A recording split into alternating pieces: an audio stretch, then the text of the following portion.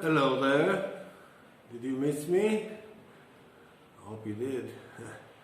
It's me, Hatsbani Levi. Yahya Hatsbani Levi. Mishlawi Levi. Today I'm going to talk about three subjects, three bases that are making the world look like a chaotic place. Let's start from the easiest one, the financial crisis. In the beginning of this century, we could see a lot of fintech, financial technology. What is financial technology? Is a lot of computer software that tries to intervene or help us do business. We figure out that those computers, those softwares can play in the stock market, can invest, can do a lot of things very good. But when they do a mistake, it's a terrible mistake. So we need a human being to control it. So we're back to basic. But now we have this Bitcoin. What is this Bitcoin? Well, I can tell you my opinion. My opinion that this Bitcoin is like a black hole. It sucks money from people, gives them some virtual coin as a reward, and they play with it. But what happens to the financial system once we have this Bitcoin? The financial system doesn't have a reliable base to count this Bitcoin. They don't know how much this Bitcoin worth. And as long as they don't know how much this Bitcoin worth, they cannot make the correct conclusion. So as long as this Bitcoin is not going to be under the regulation of governments, we have black holes in the system. Sometimes we think it's a lot of money, sometimes we think it's not a lot of money. You cannot make financial progress when you have such a dispute. This is one base of the word chaos situation, and it was the easiest one. The second thing is the weaponry. We know that we are developing weapons. The whole world is developing weapons. Russia, United States of America, Europe, Japan, Israel, China, India. Everyone is developing weapons.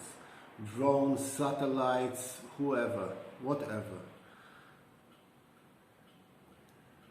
Some sides don't know what is the devastation of their weaponry, and they really want to try it. I'm talking to you from Israel. Here in Israel, we try everything. And the other side is trying everything too. So we know, more or less, what it's going to be. But over there in Russia, in the United States of America, in China, in India, other places, Australia, England, Europe, they don't know. And they really want to try it. Or sometimes they want to make fear to the enemy while they don't really have a strong weaponry. Or maybe they do. So this way of misunderstanding weaponry, sometimes thinking that your weapon is very strong or thinking that the enemy's weapon is very strong, brings us to a very unstable borders between the big hegemonies of the world.